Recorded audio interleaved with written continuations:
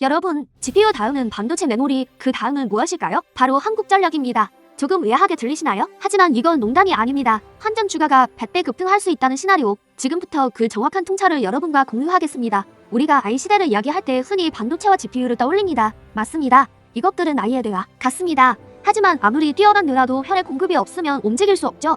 AI 시대의 혈관 역할을 하는 것, 그것이 바로 전력망입니다. 2026년 현재 시장의 뜨거운 시선은 엔비디아를 넘어 에너지 인프라, 특히 대한민국의 유일한 송배전 사업자인 한국전력과 그 생태계로 빠르게 이동하고 있습니다. 왜 갑자기 한국전력이냐고요? 왜 함전이 넥스트 반도체가 될 수 있는지 지금부터 현실적인 시나리오를 통해 명쾌하게 설명해드리겠습니다. 첫 번째 이유, 바로 용인 반도체 클러스터의 엄청난 전력 수요 때문입니다. 삼성전자와 SK하이닉스가 무려 622조 원을 투자하는 이 거대한 반도체 도시는 면적당 전력 소모량이 서울시 전체의 32배에 달할 것으로 예상됩니다. 상상이 가시나요? 만약 한국전력이 엄청난 전력을 공급할 송전망을 제대 깔아주지 못한다면 어떻게 될까요? 622조 원짜리 최첨단 공장은 그냥 텅 빈 깡통이 되고 맙니다. 가동조차 할 수 없으니까요. 두 번째 이유는 AI 데이터 센터의 폭발적인 증가입니다. 2026년 대한민국의 데이터 센터 시장 규모는 약 24조 원으로 추정되며 무서운 속도로 성장하고 있습니다. 여기서 중요한 포인트는 AI 서버가 일반 서버보다 전기를 최소 6배에서 많게는 10배까지 더 사용한다는 사실입니다. 이건 단순히 전기 사용량이 늘어나는 수준이 아닙니다. 이제 한국전력의 안정적인 전력 공급 능력이 곧 대한민국의 AI 경쟁력, 나아가 국가 경쟁력과 직결되는 시대가 된 것입니다.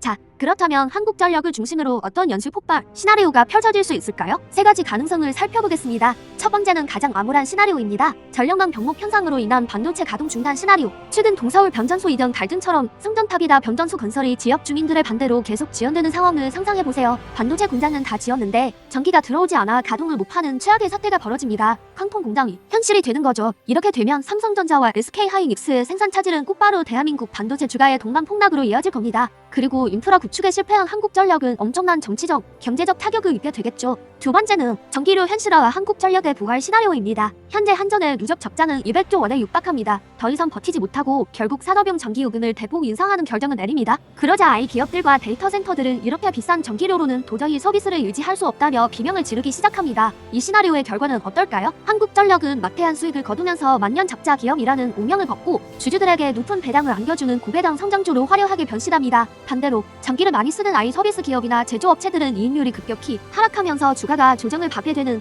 PB가 엇갈리는 상황이 펼쳐집니다. 마지막 세 번째 시나리오, 이것이 가장 현실적이고 우리가 주목해야 할 포인트입니다. 바로 전력 인프라 슈퍼사이클 시나리오입니다. 정부와 한전이 심각한 전력 부족 문제를 해결하기 위해 천문학적인 규모의 인프라 발주를 쏟아내기 시작합니다. 여기서 진짜 수혜는 누구에게 돌아갈까요? 물론 한국전력도 좋겠지만 진짜 주인공은 따로 있습니다. 바로 한전의 변압기, 전선, 차단기 같은 핵심 전력 설비를 공급하는 기업들입니다. 이들이야말로 제2의 엔비디아가 될 잠재력을 가진 진짜 선수들입니다. HD 현대일렉트릭, LS 일렉트릭, 효성중공업 같은 기업들이죠. 이미 이들 기업은 북미와 유럽에서 폭증하는 변압기 수요 덕분에 엄청난 실적을 기록하고 있는데 여기에 국내 대규모 발주까지 더해진다면 그 성장세는 상상을 초월할 겁니다. 그렇다면 투자자 관점에서 이 포스트 반도체 시대를 어떻게 준비해야 할까요? 몇 가지 체크리스트를 정리해드리겠습니다. 먼저 직접적인 수혜를 볼 수 있는 분야입니다. 정부의 전기료 인상 여부와 그 시기, 그리고 한전의 흑자 전환 규모를 계속 주시해야 합니다. 관련 종목으로는 당연히 한국전력과 발전소 정비를 담당하는 한전 KPS가 있겠죠. 다음은 인프라 수혜 분야입니다. 앞서 말씀드린 초고압, 변압기 같은 전력 설비 기업들의 북미, 유럽 수출 실적과 국내 수주 현황을 꼼꼼히 체크해야 합니다.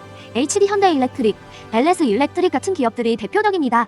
이들 기업의 수주 잔고가 얼마나 쌓이고 있는지, 실적이 어떻게 개선되고 있는지가 핵심 투자 포인트가 될 겁니다. 기술적인 대안도 찾아봐야 합니다. 전력 소모를 줄이려는 노력도 당연히 함께 이루어지겠죠. 데이터 센터에 열을 식히는 냉각 시스템의 효율을 높이는 기술, 예를 들어 액침 냉각 같은 분야가 주목받을 수 있습니다. 서진 시스템 같은 기업이 관련되어 있죠. 또 더 적은 전력으로 더 높은 성능을 내는 저전력 반도체 칩 개발도 중요합니다. 삼성전자의 LPDDR5X 같은 메모리가 좋은 예입니다. 마지막으로 에너지원 자체에 대한 투자입니다. 결국 이 모든 전력 수요를 감당하려면 새로운 발전소를 지어야 합니다. 안정적인 기저 전력원으로서 원자력 발전 확대 논의가 다시 힘을 얻을 것이고 차세대 에너지원으로 주목받는 SNR, 즉 소형 모듈 원전 개발도 가속화될 겁니다. 이 분야에서는 두산에너빌리티나 현대건설 같은 기업들을 눈여겨봐야 합니다. 결론을 말씀드리겠습니다. 2026년 현재 우리는 더 이상 전기를 공기처럼 당연하게 쓸 수 없는 시대에 살고 있습니다. 한국전력은 이제 단순한 공공서비스 기업이 아닙니다. 아이와 반도체라는 대한민국 핵심 산업의 생사의 탈권을 준 에너지 공급망의 갑으로 그 위상이 격상되었습니다. 만약 미래에 GPU 관련 주식들이 폭락하는 시나리오가 현실화된다면 그 원인은 기술의 부족이 아니라 바로 감당할 수 없이 비싸진 전기료와 턱없이 부족한 전력망 때문일 가능성이 매우 높습니다. 우리는 지금까지 반도체 칩 자체에만 너무 몰두해 있었습니다. 하지만 이제는 그 칩을 움직이는 진짜 힘,